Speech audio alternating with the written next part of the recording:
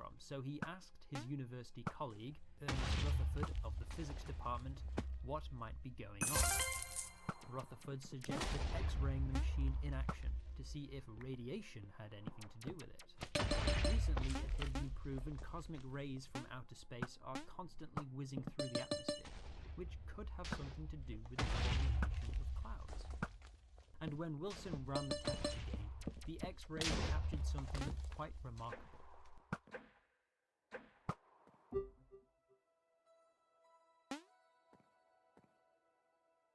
The inside of the machine was covered with invisible streaks, spirals and circles, and no two X-rays were the same. Wilson took the images back to Rutherford and asked him what they were. "My goodness," said Rutherford, "you're the first person to photograph particles." Background radiation was passing through the machine, ionizing the gas particles inside and giving them a positive charge. When the machine was activated, the drop in pressure attracted the vapor to condense onto these charged particles and produce the effect. So there is a link between radiation and clouds. And with that, Wilson stopped using the machine and went back to learning about the weather.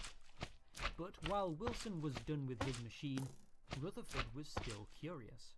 He showed the photographs to his colleagues. They realized that particle physics was now no longer theoretical. They could use a cloud chamber to actually see particles. They built their own and told all the other particle physicists. For the next 40 years, Wilson's cloud chamber was the scientific stand for viewing particles and radiation, and the leaps and bounds that the study of physics made in that time was monumental. A breakthrough so important that Wilson was awarded the 1927 Nobel Prize in Physics for his contribution to radiation studies, even though he was just interested in clouds. Within 2 years, the first model of the atom was drawn up. By 1927, the first theories of quantum mechanics were published. In 1932, the neutron was proven to exist. A year later, the electron microscope was invented. In 1939, uranium fission was discovered. In 1942, scientists in Chicago would make the world's first nuclear chain reactor. And in 1945, 34 years after building the cloud chamber, Wilson's discovery would create a cloud more devastating than he could possibly have imagined.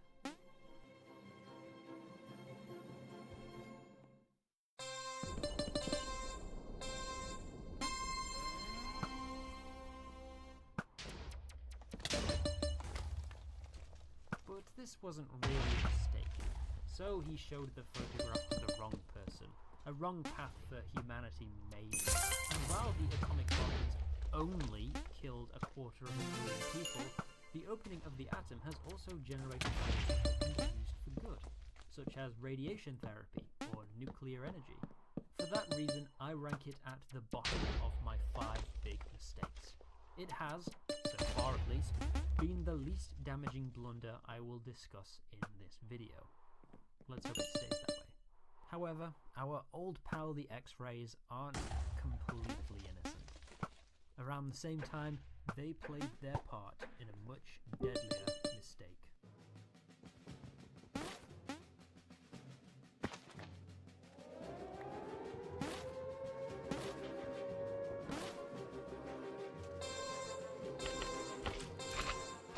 Oxford, 1943.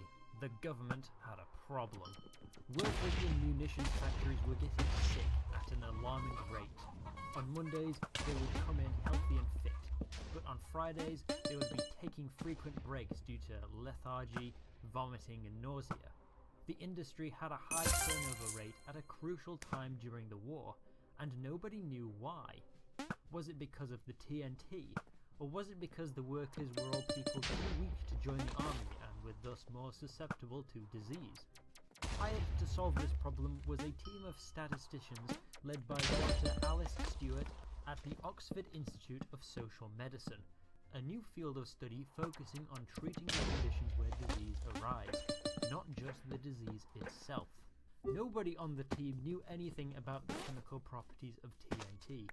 They were all stats nerds after all, so they took a different approach of creating surveys for each factory worker to fill out. Everything from their diet, lifestyle, living conditions, what shifts they worked at the factory, and what work they actually did. They found that workers on the night shift who handled the chemicals of carbon tetrachloride were most likely to get sick. And if you're a chemist or a medical student, you might be able to guess why. Carbon tetrachloride is very similar to chloroform, the anesthetic. Added to the fact that the windows of the factory were boarded up during the night shift due to blackout restrictions, the vapors were getting trapped in the air and making the workers sick. And the team were able to discover this only through surveying the workers. No chemistry knowledge required. After the war, the Institute fell on hard times. With no more government funding, they had to prove social medicine was a worthy field of study. Those days, the best way to gain notoriety and funding was to tackle one of the big issues of the day: lung cancer, polio, smallpox.